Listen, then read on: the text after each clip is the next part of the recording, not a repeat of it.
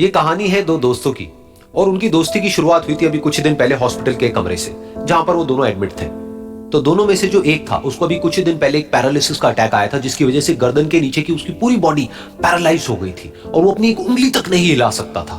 और पूरे दिन जो भी नर्स उसके पास में आती वो उसको एक ही बात कहता कि मुझे कोई ऐसा इंजेक्शन दे दो जिससे कि मैं मर जाऊं, अब मैं और जीना नहीं चाहता, ऐसी जिंदगी का मैं क्या करूंगा।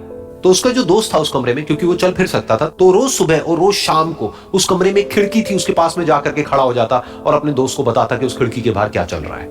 बिल्कुल नीला आसमान है, सफेद बादल है, हल्की हल्की हवा चल रही है और कुछ पंछी उड़ रहे हैं।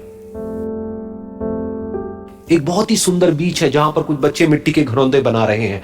कुछ लोग हैं जो वहां पर बैठे हुए बस समुद्र की लहरों को देख रहे हैं। कुछ लोग जॉगिंग कर रहे हैं, कोई एक्सरसाइज कर रहा है, कोई पतंग उड़ा रहा है।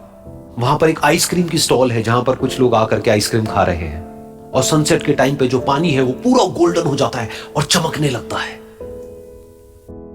तो शुरू में तो जब उसने वो सब बताना शुरू किया तो उसके दोस्त के ऊपर ज्यादा असर नहीं हुआ, लेकिन धीरे धीरे उसके अंदर जीने की चाह जागने लगी।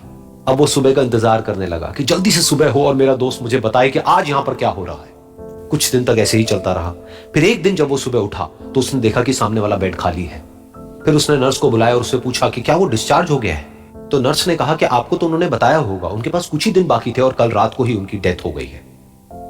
ये सुन करके उसके अंदर की उम्मीद पूरी तरह से टूट गई, क्योंकि सिर्फ उसका दोस्त ही था जिसने उसको बाहर की दुनिया से जोड़ा हुआ था, जिसकी वजह से वो जान पाता था कि बाहर क्या हो रहा है और ये दुनिया कितनी खूबसूरत है।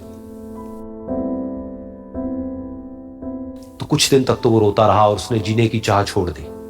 लेकिन दूसरी ही तरफ से उसके अंदर कहीं ना कहीं एक नई चाह पैदा हुई कि काश मरने से पहले एक बार मैं खुद अपनी आंखों से देखूं इस खिड़की के बाहर कि दुनिया कैसी है। जैसे जैसे उसकी ये चाह बढ़ने लगी, उसको अपने अंदर एक अजीब सी एनर्जी महसूस होने लगी। और फिर एक दिन उसने अपनी पूरी ताकत लगा दी और किसी तरीके से वो बेड से नीचे गिरा और पकड़ पकड़ करके किसी तरह से उस खिड़की तक पहुंचा। फिर उस खिड़की को पकड़ करके वो खड़ा हुआ और खिड़की के बाहर देख लिया। लेकिन खिड़की के बाहर देखते ही वो गुस्से से भर गया। उसने जोर से नर्स को आवाज लगाई और जैसे ही नर्स आई उसने नर्स से पूछा, ये तुमने क्या किया, ये खिड़की के बाहर काली दीवार क्यों खड़ी कर दी। तो नर्स को समझ नहीं आया वो क्या बोल रहा है। वो बोली कि मुझे 5 साल हो गए हैं यहां पर, जब से मैं आई हूं तब से तो ये काली दीवार यहां पर है। तब जाकर के उसको समझ आया कि उसका वो दोस्त उससे झूठ बोल रहा था।